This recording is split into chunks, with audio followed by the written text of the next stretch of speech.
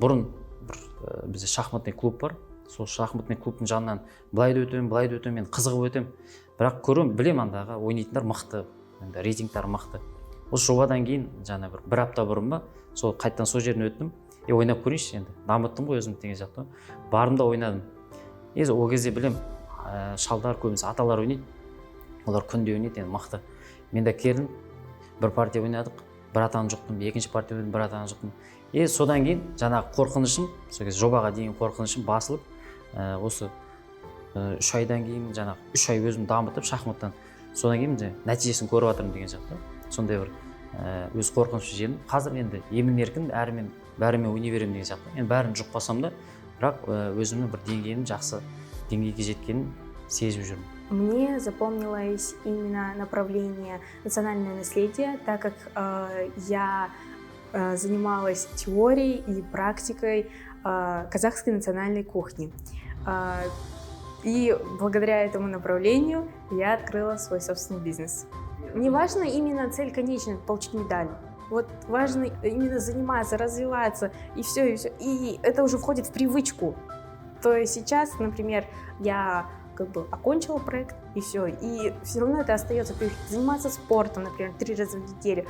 То же самое, дальше продолжать готовить национальные казахские блюда, в волонтерстве, уборка мусора. Это все вот в бытовой жизни применяется. Осы елбасы медалі проекті, яғни грантқа түсуге мүмкіндік береді. Бірақ одан да бір пайдалы жақтары да бар, яғни адамға мен жаңа айтқандай мотивация беру.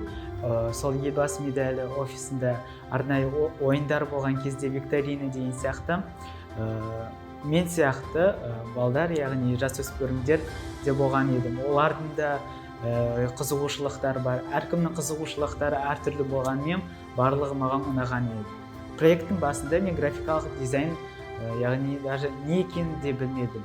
Және де сол проект уақыт аралығында мен сол курстардан өтіп проектлермен жұмыс істеген едім.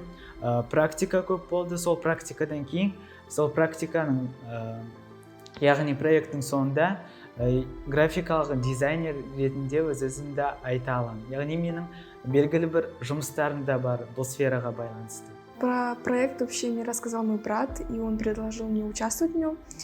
Я сразу согласилась, потому что мне понравилась идея проекта. Мне больше всего понравилось направление волонтерства, потому что, мне кажется, в этом направлении ты помогаешь людям, ты помогаешь природе, ты, в принципе, видишь другой мир с другой стороны.